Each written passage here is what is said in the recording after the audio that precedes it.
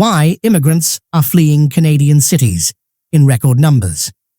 In recent years, Canada has become a promised land for hundreds of thousands of immigrants from around the world, especially amid global economic turbulence.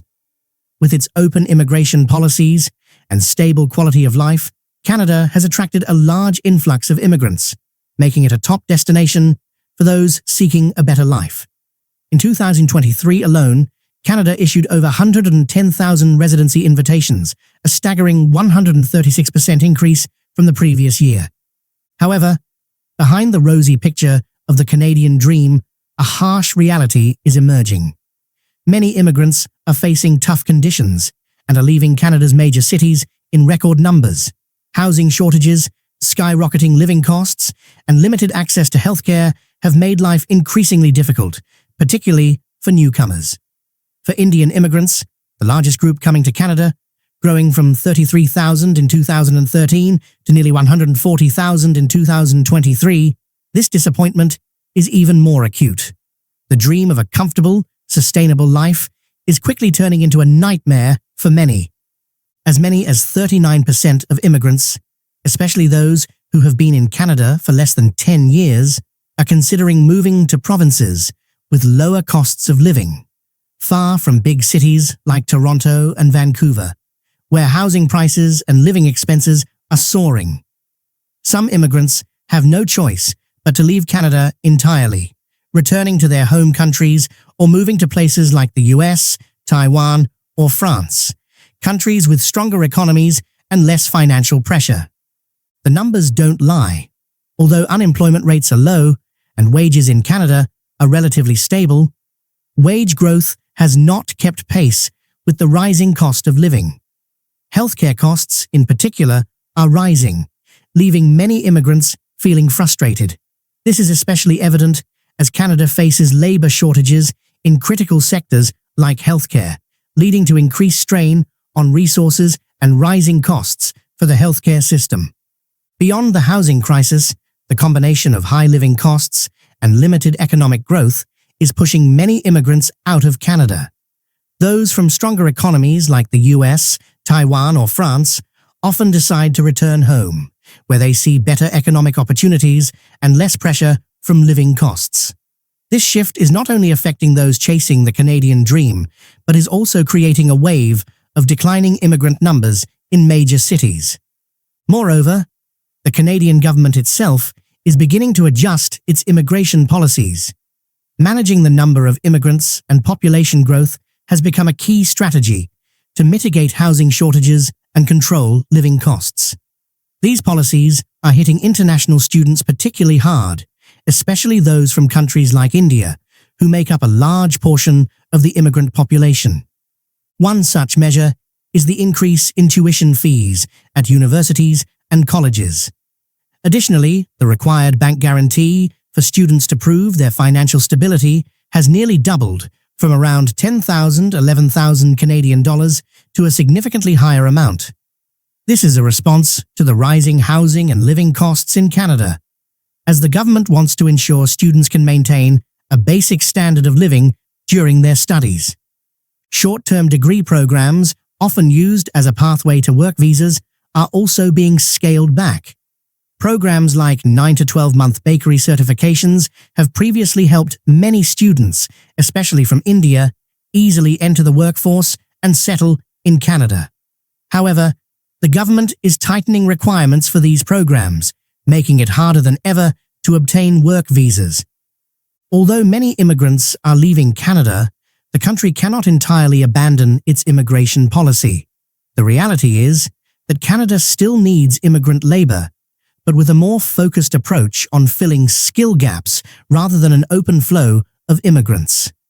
Canada is placing big bets on skilled immigrants to fill critical gaps in its economy, particularly in vital sectors such as healthcare, construction, and information technology. With many immigrants leaving due to unmet economic expectations, Canada risks facing a severe skills shortage if this trend continues. As a result, The Canadian government's new immigration policy emphasizes attracting and selecting workers with the necessary skills for the economy, rather than allowing free immigration for all. This is a strategy to ensure that immigrants not only integrate, but also directly contribute to areas where labor is scarce. Furthermore, Canada is also trying to redistribute immigrants geographically to alleviate pressure on large cities like Toronto, Montreal, and Vancouver, Canada's three largest urban centres. These areas are grappling with housing shortages and rising living costs. The government has implemented policies to encourage immigrants to settle in more remote provinces, which are in dire need of workers but lack manpower. This is part of a broader effort to rebalance demographics and reduce overpopulation in major cities. Another key factor is Canada's low birth rate, currently around 1.4, much lower than the 2.1 rate needed to maintain a stable population. This means Canada's population is aging and its labor force is shrinking.